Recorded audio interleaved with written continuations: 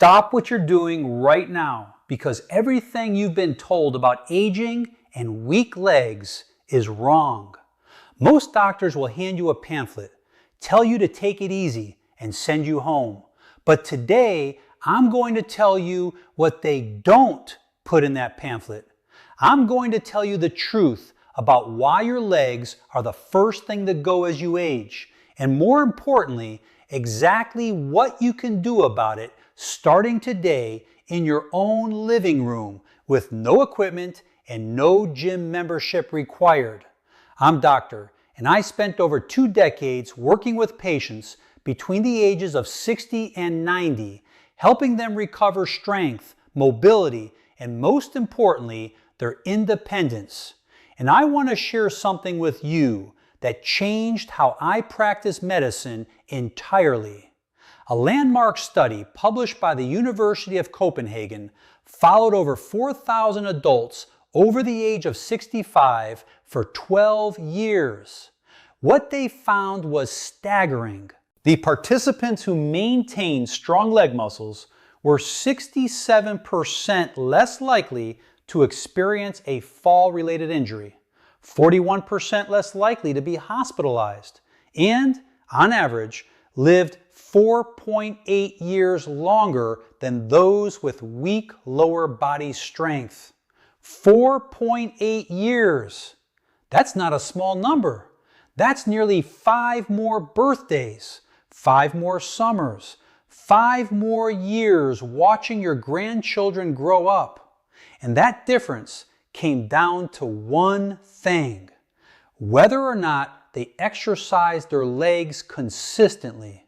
Now, before we dive into the 5 exercises, I want to tell you about number 2 on today's list because it surprises almost every single patient I share it with. It's not a squat, it's not a lunge. It's something most seniors do every single day without realizing it could be turned into one of the most powerful leg strengthening tools available to the human body after 60. You will not want to miss that one.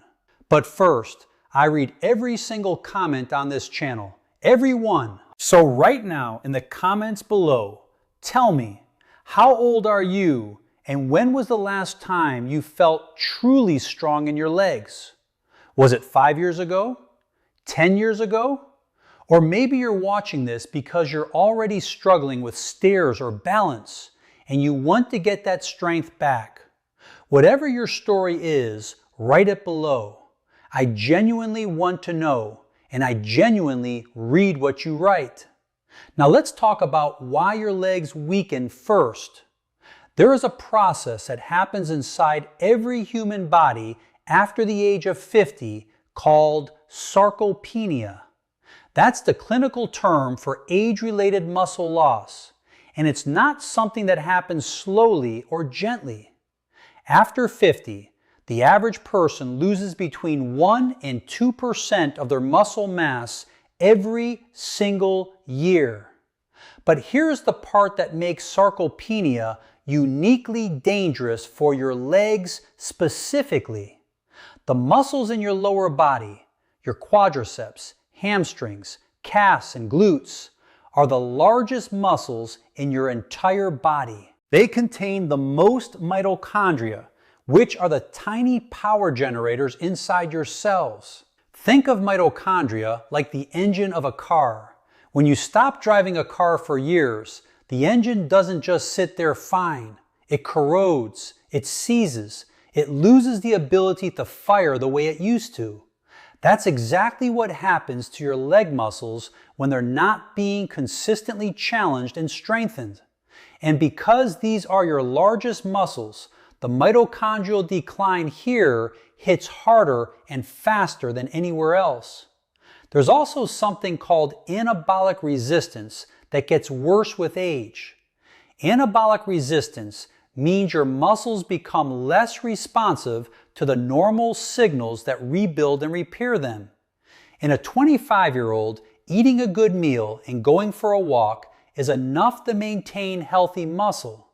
But after 75, your body loses approximately 35% of its ability to process those same repair signals. Your muscles are essentially becoming harder of hearing when the body tries to talk to them. That's why the specific exercises I'm sharing today are designed to cut through that anabolic resistance and speak loudly and clearly to your aging muscle tissue. We're going from 5 to 1, ranked from helpful to absolutely essential. Let's begin. Exercise number 5 is the seated leg press using a resistance band. Now I know what you might be thinking. A resistance band? That's for beginners. That's for physical therapy. And I understand that reaction, but I want you to hear me out because you would be completely wrong, and the research will tell you exactly why. A 2019 study out of McMaster University in Canada showed that low-load resistance training, which means using lighter resistance but doing more controlled repetitions, produced the same muscle protein synthesis in adults over 65 as heavy gym-based weight training. The same results with a fraction of the risk of injury and a fraction of the equipment required. Here is how you do it. Sit in a sturdy chair with both feet flat on the floor. Loop a resistance band around one foot and hold both ends of the band in your hands at hip height.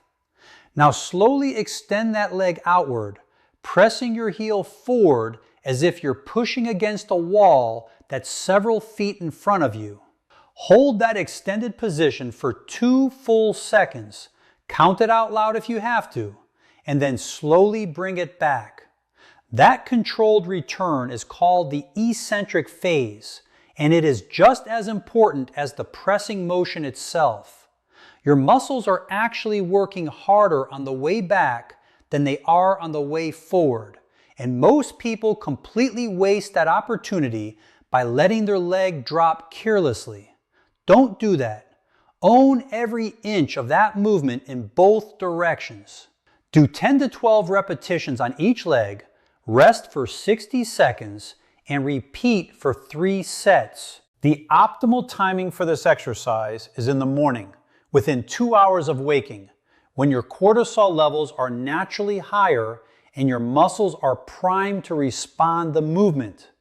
As you get stronger over the first few weeks, increase the resistance of the band rather than increasing the number of repetitions.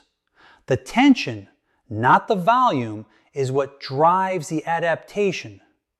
The synergy tip here is important. Before you do this exercise, eat approximately 20 grams of protein.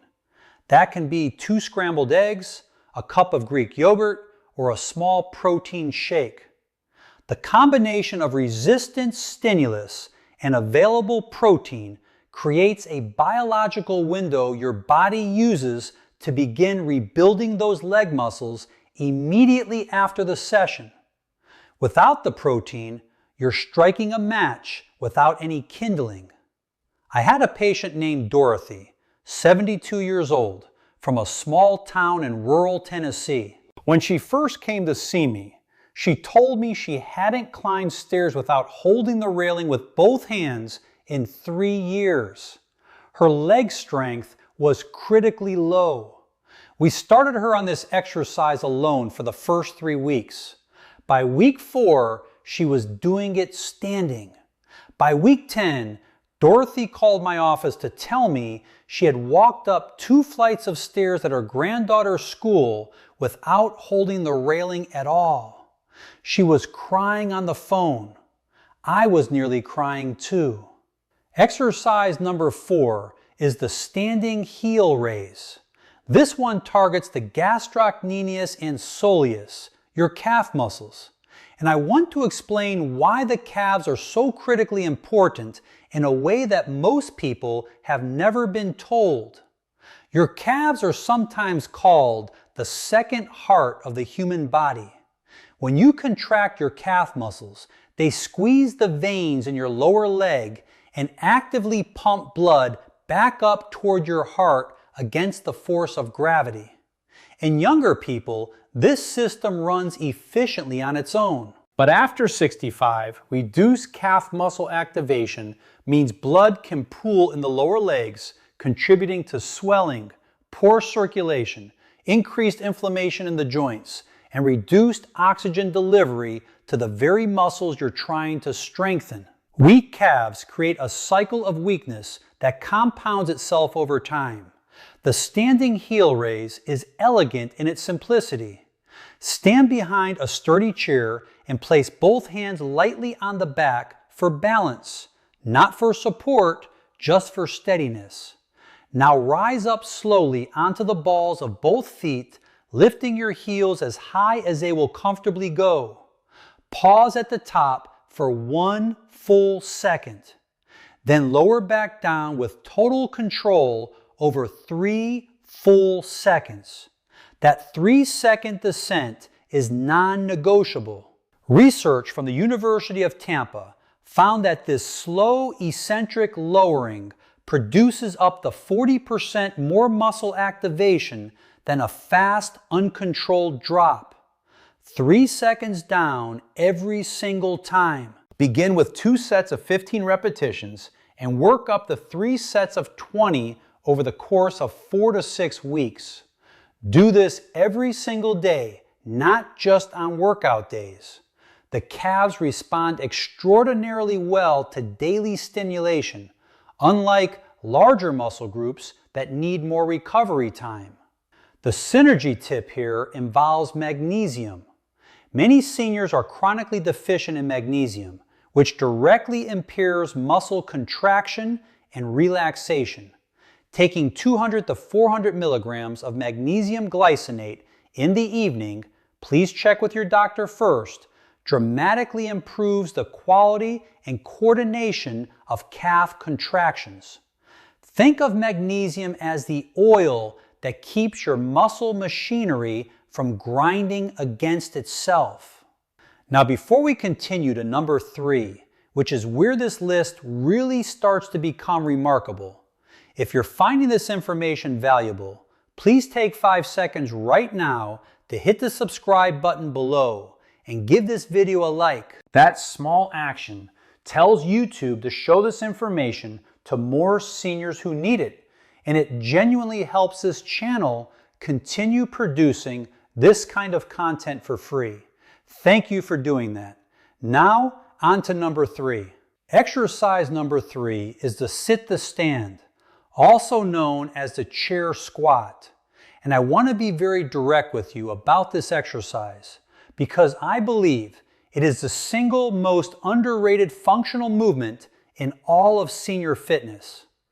Every single time you get up from a chair, a toilet, or a car seat, you are performing a modified squat. If you cannot do that movement with strength and control, your independence is at risk, full stop. Now, why is that? Because single leg balance is not just about leg strength. It's a window into the entire communication system between your brain, your nervous system, and your muscles. That system is called proprioception, which is your body's internal GPS for knowing where it is in space. After 65, proprioceptive decline accelerates rapidly. Your ankles, knees, and hips begin sending fuzzier signals to your brain, like a GPS losing satellite connection. When that happens, falls become nearly inevitable, and falls for seniors are catastrophic. The Centers for Disease Control and Prevention reports that 1 in 4 Americans over 65 falls every year, and falls are the leading cause of both fatal and non-fatal injuries in this age group. The single leg balance hold directly trains proprioception. Here is exactly how to do it. Stand behind your chair with one hand lightly resting on the back for initial safety. Lift one foot just slightly off the ground, no more than 2 or 3 inches, and hold it. Start with 10 seconds on each side. Do this 3 times per side, twice a day. That's your entire prescription. As you improve over the coming weeks, progress to doing it with your eyes closed, which dramatically intensifies the proprioceptive challenge because your visual system can no longer compensate for the balance deficit. Eyes closed single leg balance is one of the most neurologically powerful exercises a senior can perform. The reason I told you this one early is because it requires zero equipment, zero physical preparation, and you can literally start doing it during the next commercial break. There is no excuse not to begin this today. I want to tell you about a patient of mine named Robert, 68 years old, retired firefighter from outside of Chicago. Robert had been a powerfully built man his whole life, and losing his balance was something he found deeply humiliating. He told me he had grabbed the grocery store shelf to stop himself from falling twice in 1 month. He came to me embarrassed. We started him on the single leg balance hold, eyes open, 10 seconds, 3 times per side. Within 6 weeks, he was doing 45 seconds with his eyes closed. Within 4 months, Robert told me he hadn't felt that kind of control and confidence in his body since his 50s. He said it felt like getting himself back. The synergy tip for this exercise involves omega-3 fatty acids.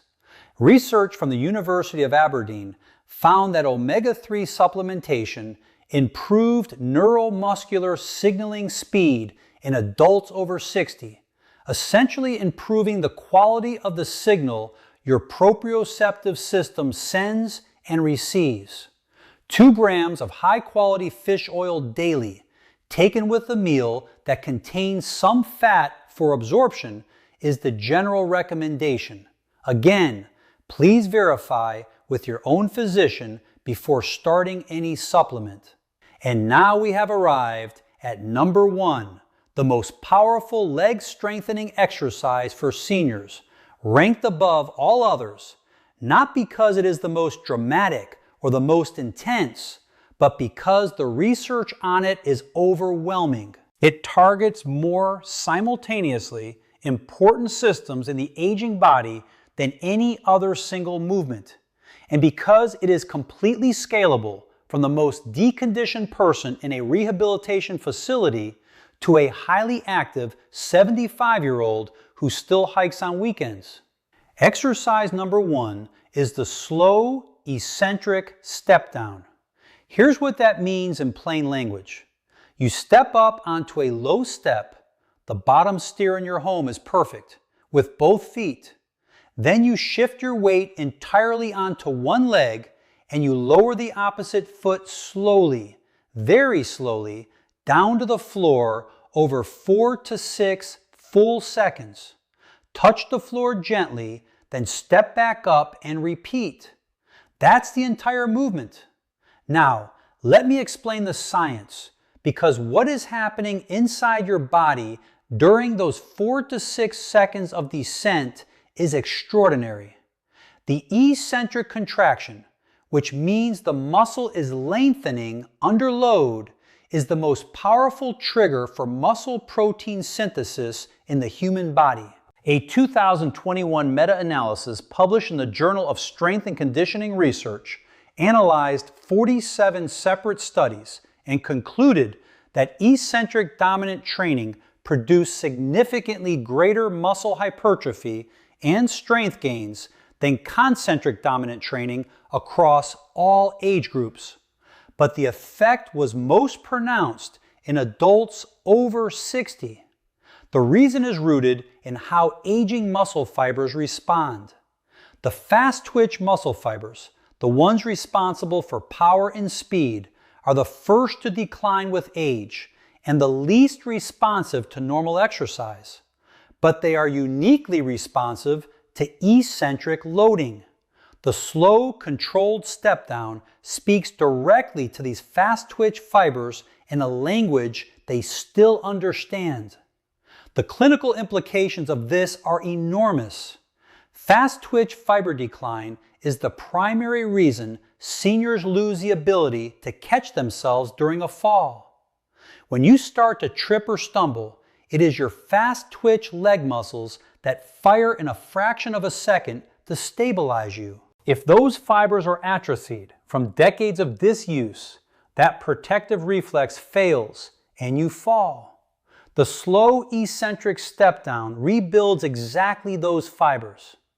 Here is how to perform this exercise safely and effectively. Find the bottom step of a staircase in your home. Stand on it with both feet, holding the railing with one hand for safety. Shift your weight fully onto your right leg. Now, with your left foot, begin to lower it toward the floor as slowly as you possibly can. Count to 5 as you descend. Tap the floor lightly with your left heel, then step back up to 2 feet. That is 1 repetition. Begin with 2 sets of 6 on each leg and do not rush. The slowness is not a modifier to this exercise. The slowness is the exercise. Speed defeats the entire purpose. Over the course of 6 to 8 weeks, work toward 3 sets of 10 on each leg. At that point, you are doing a volume of eccentric training that most physical therapists would consider genuinely impressive for someone of any age. If the standard step height is too challenging initially, place a thick book on the floor and step down onto that, reducing the range of motion until your strength builds. I want to share one more patient story with you. Her name is Eleanor, 81 years old, from a small coastal town in South Carolina. Eleanor's family had been gently but persistently discussing the idea of assisted living with her. She had fallen twice in 8 months. She was terrified to walk on uneven ground. When I met her, she had essentially confined herself to 2 rooms in her home to reduce the risk of falling.